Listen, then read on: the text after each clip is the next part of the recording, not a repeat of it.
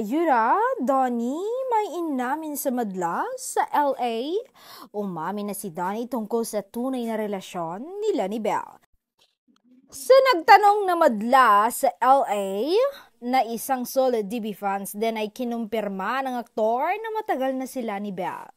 Matagal na kami. Diretso niyang sagot nang matanong ng isang netizens kung ano ang real score sa kanila ni Belle. Say pa niya tungkol sa actress, she's an amazing person. Very sweet, very kind, very funny, and very dedicated. And good actress. And we just our relationship, it's like marriage without ring.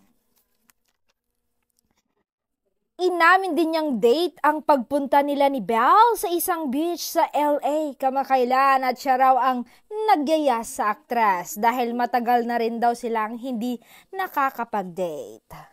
Matatanda ang nag-viral ang photos at videos nila na pinost nila sa kanilang kanya-kanyang IG account at lalong umingay ang chikang sila na talaga in real life.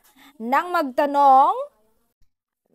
matanong kung nakikita ba niya ang sarili with Belle for next 5 years, at natatawang sagot ng aktor, we will see. We shall see, pero ipagdasal nyo na kami na forever, ha?